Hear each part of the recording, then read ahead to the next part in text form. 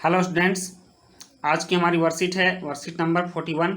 और आज के वर्कशीट में हम लोग कक्षा 9 के लोकतांत्रिक राजनीति को पढ़ेंगे, जिसमें पाठ का नाम है संस्थाओं का कामकाज और इसका जो बिंदु है वो है राजनैतिक कार्यपालिका। इस महत्वपूर्ण बिंदु पर हम लोग आज बात करेंगे। डेट है 8/10/2020। तो बच्चों, मैं वर्कशीट शुरू करने से पहले एक बार आपको और याद दिला दूं कि अभी तक आप लोगों में से बहुत ऐसे बच्चे हैं जिन्होंने कि हमारे चैनल को सब्सक्राइब नहीं किया है।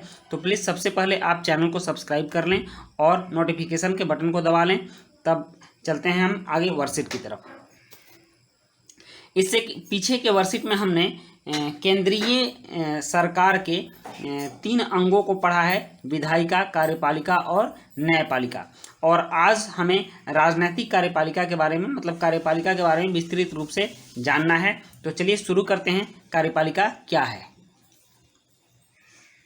देश में संसद द्वारा पारित विधेयक या कानून को अमली जामा पहनाने के लिए या कानून को लागू करने के लिए कार्यपालिका की जरूरत होती है। कल भी हमने जाना था, पिछले वर्कशीट में भी जाना था कि जो विधायिका कानून बनाती है उस कानून को लागू करने के लिए कार्यपालिका की आवश्यकता होती है। कार्यपालिका पूरे देश में कानून को लागू करते हैं। अतः सरकार की नीतियों को कार्यरूप देने वाली संस्था को कार्यपालिका कहा जाता है। मतलब सरकार जो नीतियां बनाती है उन नीतियों को कार्यरूप जो देती है, जो लागू करवाती है, जो उसका लिए ढांचा तैयार करती है, जो यह बताती है कि इसका पालन कैसे होगा, उस संस्था को कार्यपालिका कहते हैं। कार्यपालिका 2 तरह की होती है, एक राजनैतिक कार्यपालिका और दूसरी अस्थायी कार्यपालिका। राजनैतिक कार्यपालिका, इसका निर्वाचन जनता द्वारा एक खास अवधि के लिए किया जाता है। ये जितने भी हमारे मंत्री होते हैं, ठीक, चाहे वो कैबिनेट मंत्री हों, स्वतंत्र मंत्री हों, राज्य मंत्री हों, ठीक ना, ये सारे मंत्री राजनैतिक कार्यपालिका के अधीन आते हैं। हमारी मंत्रिपरिषद भी कार्यपालिका है, जो कि एक राजनैतिक कार्यपालिका है।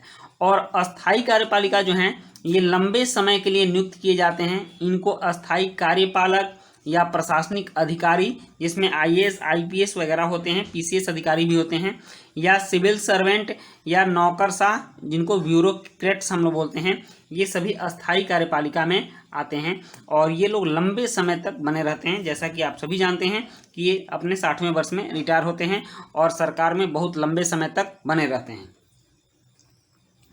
अब हम देखते हैं प्रधानमंत्री और मंत्रिपरिषद क्या होता है। देश में प्रधानमंत्री सबसे महत्वपूर्ण राजनीतिक संस्था है। ठीक, देश में प्रधानमंत्री से ही सारे कार्यों का नियंत्रण होता है और प्रधानमंत्री बहुत महत्वपूर्ण पद है भारत में, ठीक ना। राष्ट्रीय लोकसभा में बहुमत प्राप्त करने वाली पार्टी या गठबंधन वाली पार्टी के नेता को ही प्रधानमंत्री नियुक्त करता है। राष्ट्रपति क्या काम करता है कि लोकसभा में जो जिस पार्टी को बहुमत मिलता है, मतलब कि सबसे ज़्यादा मत मिलता है, या कोई गठबंधन वाली पार्टी होती है जो कि 2-4 पार्टियों से मिल करके गठबंधन बनाती है, ठीक ना, तो उस पार्टी के जो नेता होते हैं उनको ही राष्ट्रपति प्रधानमंत्री नियुक्त करता है। तो प्रधानमंत्री की नियुक्ति कौन करता है? राष्ट्रपति करता है। किसको प्रधानमंत्री के रूप में नियुक्त करता है? तो जो लोकसभा में बहुमत प्राप्त करने वाली पार्टी या गठबंधन वाली पार्टी का नेता हो, उसको राष्ट्रपति प्रधानमंत्री के रूप में नियुक्त करता है। इस बात को हमें हमेशा याद रखना है।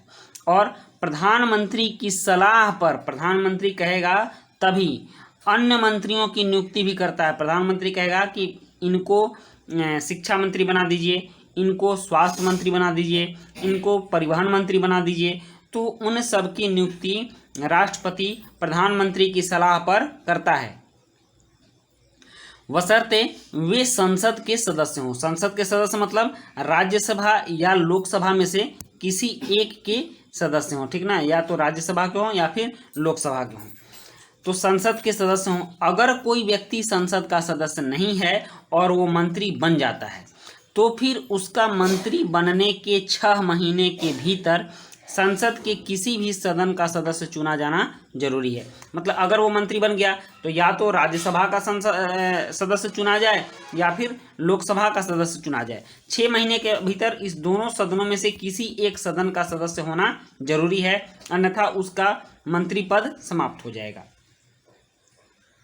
अब है कैबिनेट मंत्री। कैबिनेट मंत्री अमूमन सत्ताधारी पार्टी या गठबंधन की पार्टियों के वरिष्ठ नेता और प्रमुख मंत्रालयों के प्रभारी होते हैं। कैबिनेट मंत्री कौन होते हैं?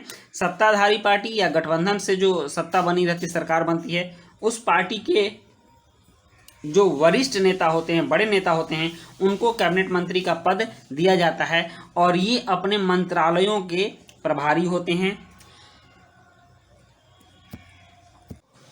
अब है स्वतंत्र प्रभार वाले राज्य मंत्री। ये अमूमन छोटे मंत्रालयों के प्रभारी होते हैं और विशेष रूप से कैबिनेट द्वारा बुलाई गई बैठक में भाग लेते हैं और राज्य मंत्री होते हैं। ये अपने विभाग के कैबिनेट मंत्रियों से जुड़े होते हैं और उनकी सहायता करते हैं। तो भारत में 3 तरह के मंत्री हो गए, एक कैबिनेट मंत्री, दूसरे स्वतंत्र प्रभार वाले राज्य मंत्री और तीसरे राज्य मंत्री। अब हम लोग जानते हैं प्रधानमंत्री। प्रधानमंत्री के अधिकार क्या होते हैं? तो बच्चों, हम लोग जानते हैं कि भारत में सबसे महत्वपूर्ण अगर कोई पद है केंद्र में तो वो है प्रधानमंत्री। पूरा देश ही प्रधानमंत्री के विचारों से चलता है, प्रधानमंत्री के आदेश से चलता है और प्रधानमंत्री की नीतियों से चलता है। तो चलिए प्रधानमंत्री के अधिकार के बारे में जानते हैं।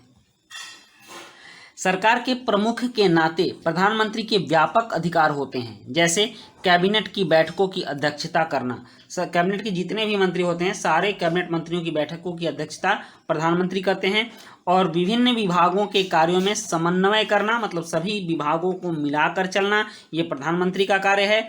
विभिन्न विभागों के आपसी विवादों में निर्णायक भूमिका निभाना। अगर 2 विभाग में कोई विवाद हो गया तो उसमें निर्णायक भूमिका प्रधानमंत्री निभाते हैं, क्योंकि प्रधानमंत्री की बात माननी सबको अनिवार्य है। विभिन्न विभागों के कामों पर सामान्य निगरानी करना, सभी मंत्रियों को काम का वितरण करना आदि, ये सब अधिकार प्रधानमंत्री के हैं। और कैबिनेट के भीतर सबसे प्रभावशाली व्यक्ति प्रधानमंत्री होता है। जब प्रधानमंत्री अपना पद छोड़ता है तो पूरा मंत्रिमंडल इस्तीफा दे देता है। गठबंधन सरकार के प्रधानमंत्री विभिन्न समूहों और गुटों के गठबंधन के साझेदारों की राय के अनुसार निर्णय लेता है। अगर कोई प्रधानमंत्री गठबंधन किए हुए पार्टियों का नेता है तो उसको निर्णय लेने से पहले अपने सारे पार्टियों से सलाह लेना होता है और सबको अपने विश्वास में लेकर ही कोई निर्णय लेता है। नेक्स्ट है राष्ट्रपति। राष्ट्रपति क्या है, इनके बारे में भी हम जान लेते हैं। राष्ट्रपति राष्ट्राध्यक्ष होता है। हमारे राष्ट्र का सबसे बड़ा जो अगर कोई पद है तो वो राष्ट्रपति है। राष्ट्रपति को प्रथम नागरिक कहा जाता है और देश के राजा के रूप में राष्ट्रपति ही होते हैं। राष्ट्रपति का चयन जनता द्वारा न होकर संसद और राज्य विधानसभाओं के सदस्यों द्वारा होता है। ये महत्वपूर्ण बात है, आप याद रखेंगे कि राष्ट्रपति का चुनाव हमारे यहाँ अप्रत्यक्ष चुनाव है। इसको प्रत्यक्ष नहीं बोलेंगे। जो जिस चुनाव को जनता डायरेक्ट करती है वो प्रत्यक्ष चुनाव कहलाता है और जिसको डायरेक्ट जनता नहीं चुनती है वो अप्रत्यक्ष चुनाव कहलाता है। तो राष्ट्रपति का जो चुनाव है हमारे देश में अप्रत्यक्ष निर्वाचक मंडल द्वारा ये चुने जाते हैं, जिसमें जनता द्वारा चुने गए संसद और राज्य विधानसभाओं के सदस्य होते हैं जो राष्ट्रपति का चुनाव करते हैं।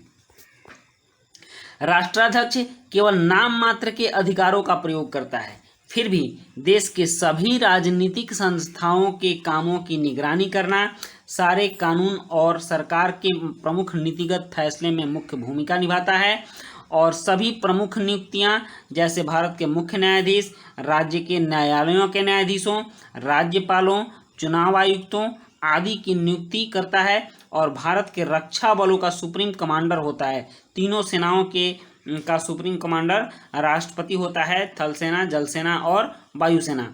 कोई विधेयक राष्ट्रपति की मंजूरी के बाद ही कानून बनता है। लोकसभा और राज्यसभा से पास होने के बाद विधेयक राष्ट्रपति के पास जाता है और राष्ट्रपति जब उस पर मंजूरी देता है तभी वो विधेयक कानून बनाता है। तो बच्चों, आज की वर्कशीट में हमने राजनीतिक कार्यपालिका के बारे में जाना और इससे संबंधित कुछ प्रश्न हैं, इन प्रश्नों के उत्तर भी हम कर लेते हैं। चलिए इनके उत्तर लिखते हैं। पहला प्रश्न है, कार्यपालिका किसे कहते हैं तथा देश में इसकी जरूरत क्यों है? तो इसका उत्तर है, सरकार की नीतियों को कार्यरूप देने वाली संस्था को कार्यपालिका कहा जाता है। देश में संसद द्वारा पारित विधेयक या कानून को लागू करने के लिए कार्यपालिका की जरूरत होती है। दूसरा प्रश्न है, राजनैतिक कार्यपालिका और अस्थायी कार्यपालिका में क्या अंतर है? तो इसका उत्तर है राजनैतिक कार्यपालिका और अस्थायी कार्यपालिका में निम्न अंतर है। राजनैतिक कार्यपालिका का निर्वाचन जनता द्वारा एक खास अवधि के लिए किया जाता है, जबकि अस्थायी कार्यपालक लंबे समय के लिए नियुक्त किए जाते हैं। इनको अस्थायी कार्यपालक या प्रशासनिक अधिकारी या सिविल सर्वेंट या नौकरशाह भी कहते हैं। प्रश्न 3, हमारे देश में प्रधानमंत्री को कौन कौन से अधिकार प्राप्त हैं, वर्णन करें। तो इसका उत्तर है हमारे देश में प्रधानमंत्री को निम्नलिखित अधिकार प्राप्त हैं, जैसे कैबिनेट की बैठकों की अध्यक्षता करना, विभिन्न विभागों के कार्यों में समन्वय करना और विभिन्न विभागों के आपसी विवादों में निर्णायक भूमिका निभाना, विभिन्न विभागों के कामों पर सामान्य निगरानी करना, सभी मंत्रियों को काम वितरण करना आदि। और चौथा प्रश्न है हमारे देश में राष्ट्रपति पद की भूमिका के महत्व को लिखिए। तो इसका उत्तर है हमारे देश में राष्ट्रपति ही राष्ट्राध्यक्ष होता है और देश के सभी राजनीतिक संस्थाओं के कामों की निगरानी करना, सारे कानून और सरकार के प्रमुख नीतिगत फैसले में मुख्य भूमिका निभाना राष्ट्रपति के महत्वपूर्ण कार्य हैं। और सभी प्रमुख नियुक्तियां जैसे भारत के मुख्य न्यायाधीश, राज्य के न्यायालयों के न्यायाधीशों, राज्यपालों, चुनाव आयुक्तों आदि चुनाव आयुक्तों की नियुक्ति जो है राष्ट्रपति ही करते हैं। और भारत का राष्ट्रपति भारत के रक्षा बलों का सुप्रीम कमांडर होता है। कोई विधेयक राष्ट्रपति की मंजूरी के बाद ही कानून बनता है। तो बच्चों इस तरह से आपकी वर्कशीट कंप्लीट हुई और मिलते हैं हम नेक्स्ट वर्कशीट में। तब तक के लिए गुड बाय।